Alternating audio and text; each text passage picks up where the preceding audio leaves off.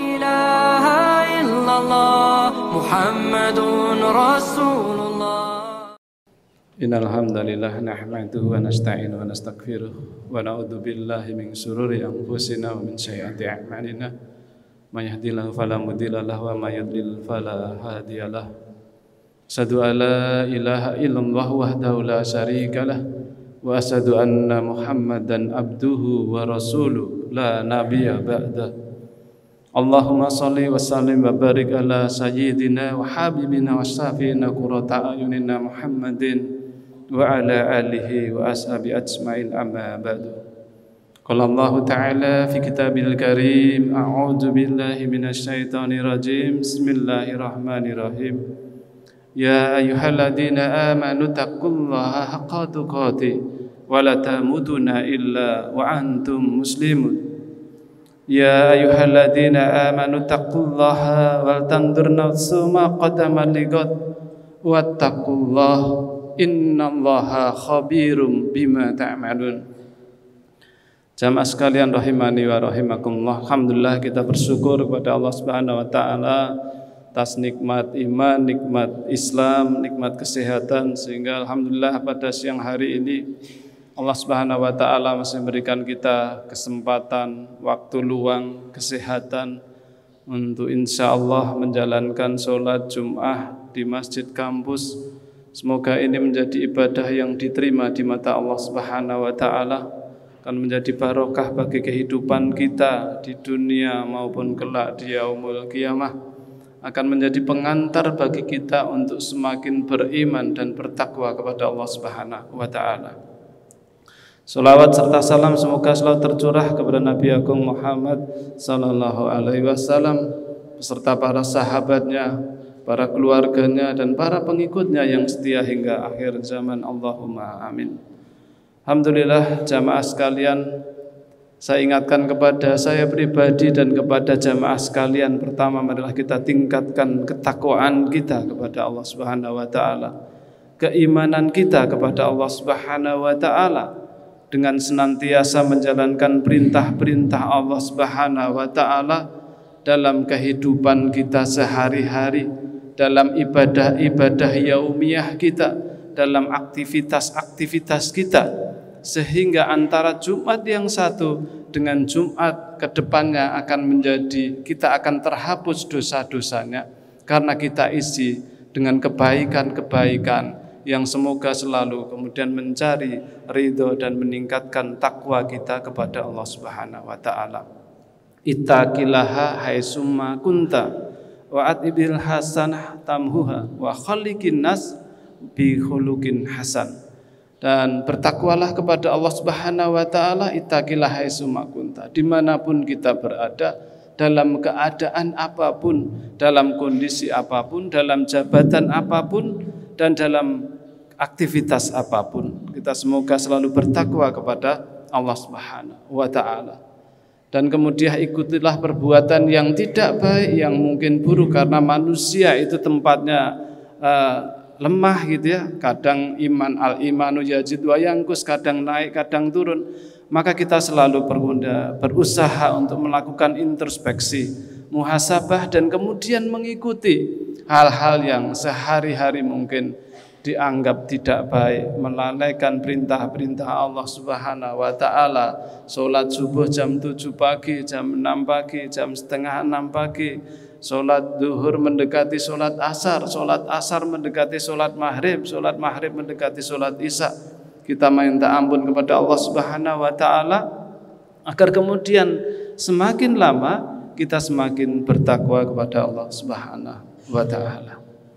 Jamaah sekalian rahimakumullah, beberapa waktu yang lalu gitu ya, rektor bersama dengan pimpinan perguruan tinggi di Yogyakarta itu mengeluarkan satu himbauan terkait dengan masa depan negara kita ya, khususnya di masa-masa yang ke depan di 2023-2024 itu, agar kemudian menjadi masyarakat yang bermartabat, menjadi negara yang bermartabat ketika menghadapi pergantian kepemimpinan, ketika menghadapi pemilu dan yang lain-lain. Kita selalu menghadapi satu permasalahan berat ketidakberdayaan umat kita, ketidakbermartabatnya manusia Indonesia pada umumnya secara mayoritas. Dan ini merupakan satu peringatan yang saya pikir perlu direnungkan bersama sebagai insan akademis, sebagai insan yang menjunjung tinggi nilai-nilai moralitas dan sekaligus memperjuangkan kemerdekaan umat, maka kita perlu terus menyuarakan pentingnya agar masyarakat itu berdaya dan bermartabat. Realitas-realitas kehidupan ketika terjadi pemilu selalu saja melahirkan satu tindakan-tindakan, satu upaya-upaya yang kemudian menjadikan masyarakat itu semakin lama semakin tidak bermartabat, karena diakui atau tidak, kondisi itu telah berlangsung cukup lama di negara kita, di mana pemilu selalu diisi dengan berbagai hal yang kemudian itu entah masalah ke politik, uang dan yang lain-lain, itu yang paling besar terjadi secara realitas. Kalau kita tinggal di kampung-kampung, kalau kita tinggal di desa-desa, kalau kita tidak sekedar berada dalam menara gading kampus, maka kita akan menyaksikan betapa tidak berdayanya umat kita, masyarakat kita dalam menghadapi perubahan-perubahan yang seharusnya masyarakat semakin lama semakin merdeka gitu. Oleh karena itu jamaah sekalian, fungsi masjid sebenarnya sebagai satu entitas ekosistem masyarakat mempunyai peran besar ya, untuk selalu kemudian bergerak dan memberikan kebermanfaatan yang semakin lama semakin luas ya, bagi masyarakat kita gitu ya. Tidak sekedar sebagai sebuah tempat ibadah saja, tetapi masjid sekaligus bertemunya masyarakat-masyarakat yang dapat dipercaya oleh lingkungannya, takmir-takmir yang secara umum mempunyai akhlakul karimah yang jauh lebih baik dibandingkan masyarakat pada umumnya, mempunyai peran besar untuk menjadikan masyarakat semakin sadar akan jati dirinya sebagai sebuah bangsa, sebagai sebuah manusia Indonesia yang meyakini betul bahwa manusia Indonesia yang seutuhnya adalah mereka yang mempunyai keimanan yang kuat, ketakwaan yang kuat kepada Allah Subhanahu wa taala, dan kemerdekaan yang hakiki dalam diri dan keluarganya. Kita mungkin merasa sedih ketika kemudian anak-anak yang baru menginjak dewasa, masuk umur 17 tahun, sudah tiap kali disuguhi dengan hal-hal yang kemudian menjadi contoh yang tidak baik di masyarakat kita.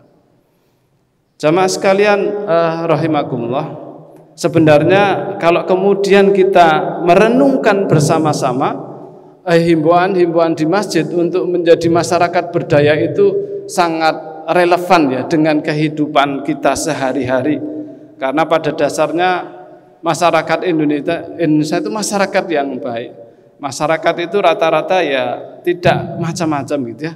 Tetapi himbauan-himbauan kebaikan terkait dengan kehidupan yang mereka alami hanya dilakukan pada saat-saat resmi, khotbah-khotbah misalkan. Tidak kemudian terstruktur itu betul-betul menjadikan masjid itu punya peran yang lebih besar, peran sosial, peran pendidikan, peran ekonomi yang seharusnya semakin lama itu bisa diperankan oleh masjid. Saya ingin mengambil satu contoh saja ya. Misalkan saja masjid itu berperan gitu ya, berperan misalkan ini dalam hal ekonomi gitu ya, dalam hal ekonomi. Maka luar biasa sebenarnya impaknya, banyak sekali ya. Jarang sekali masjid kemudian yang punya manajer usaha misalkan gitu ya. Adanya mungkin bidang dakwah, tapi yang bidang usaha, bidang pemberdayaan masyarakat, bidang yang kemudian menyentuh ya sendi-sendi kehidupan masyarakat tidak hanya dalam aspek ruhiyah, tetapi sekaligus juga aspek-aspek ekonomi ini menjadi sangat penting kita pikirkan bersama gitu ya. Dan rata-rata dakwah-dakwah yang disampaikan oleh kiai ustadz itu mungkin 60-70% jarang yang kemudian menyentuh terkait bagaimana memberdayakan umat dari sisi ekonomi gitu ya, dari sisi ekonomi. Padahal itu sangat penting sekali.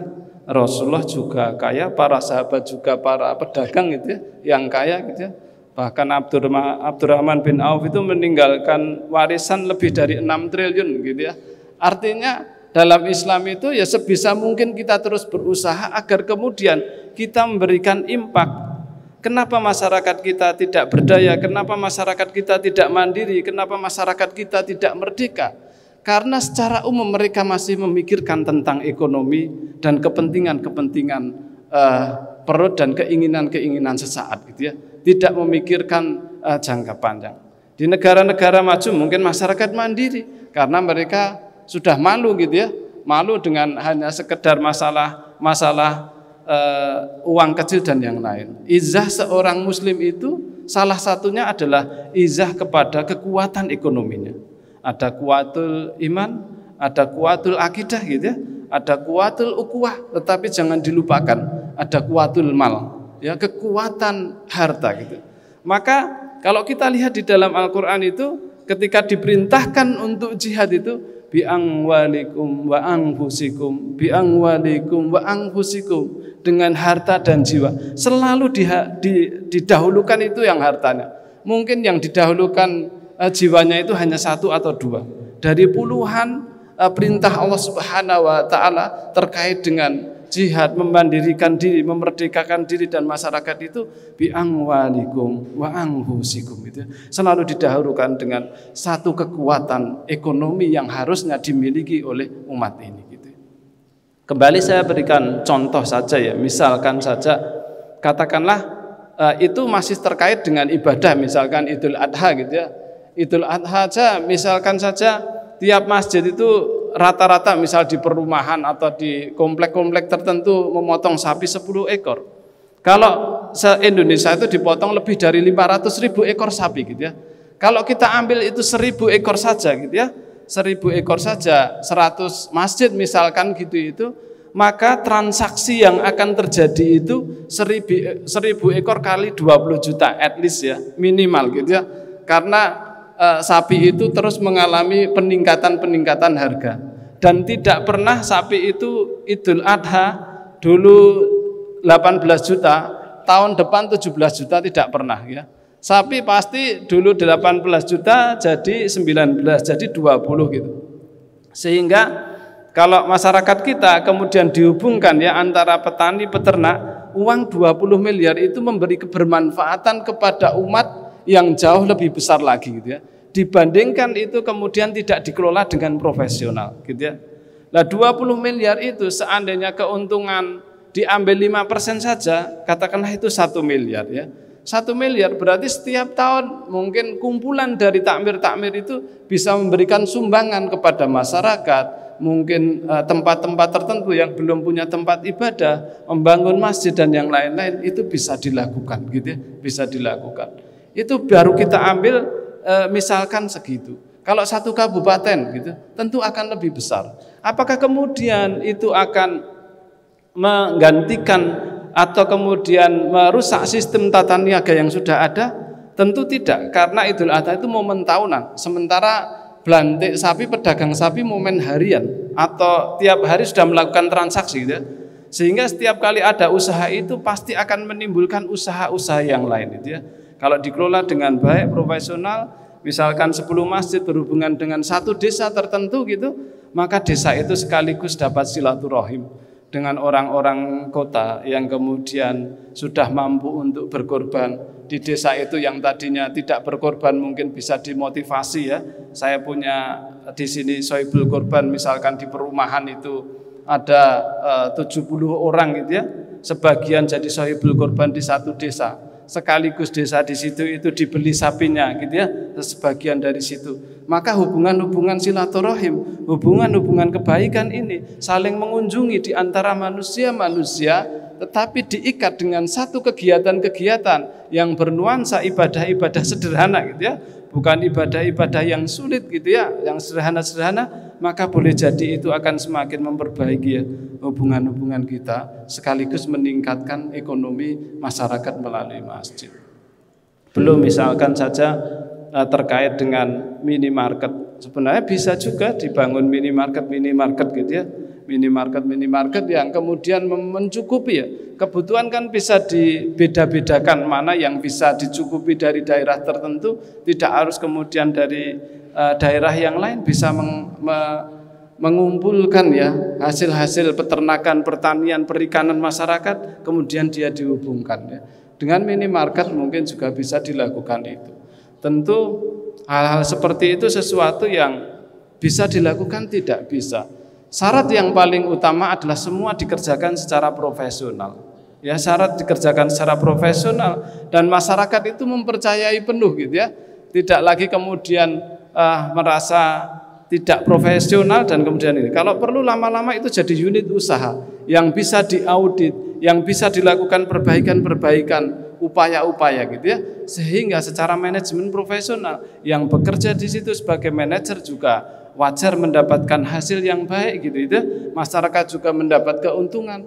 Bahkan lama-lama orang itu kesadaran sholatnya kan nggak seperti zaman dulu ya. Kalau zaman dulu di kampung mungkin yang sholat sedikit.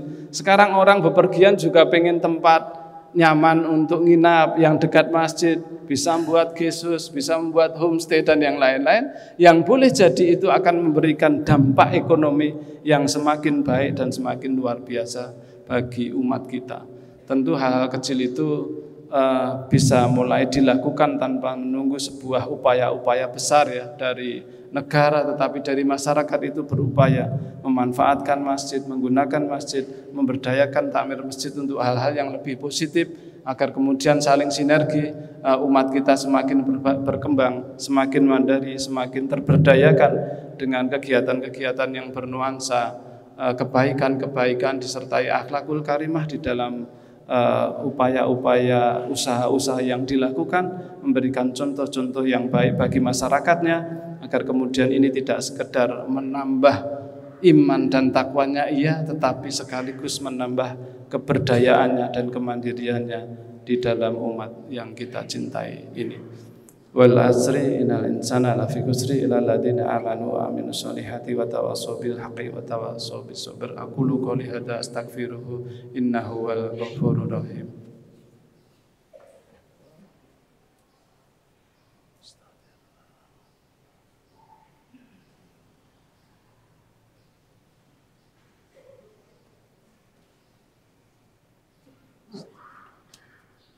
Alhamdulillahirabbil alamin. Alhamdulillahilladzi arsala rasulahu bil huda wa dinil haqq liyudhhirahu 'ala dini kullih wa kafa billahi shahida. Asyhadu an la ilaha illallah wahdahu la syarika lah wa asyhadu anna Muhammadan abduhu wa rasuluhu la nabiyya ba'da. Allahumma shalli wa sallim wa barik ala sayyidina Muhammadin wa ala alihi wa ashabi ajmain amma ba'du. Jamaah sekalian yang dirahmati Allah Subhanahu wa taala, kembali saya ingatkan kepada pribadi saya dan kepada jamaah sekalian, marilah kita tingkatkan ketakwaan kita kepada Allah Subhanahu wa taala. Kita isi hari-hari kita dengan berbagai godaan-godaan yang selalu ada di depan kita. Dalam posisi apapun godaan itu selalu menyertai manusia. Karena sudah dinaskan oleh Allah Subhanahu wa taala, setan adalah adu mubin, adalah musuh yang nyata bagi kita. Setan akan selalu bergerak dari depan kita, dari belakang kita, dari samping kanan kiri kita, dari atas kita, dari bawah kita.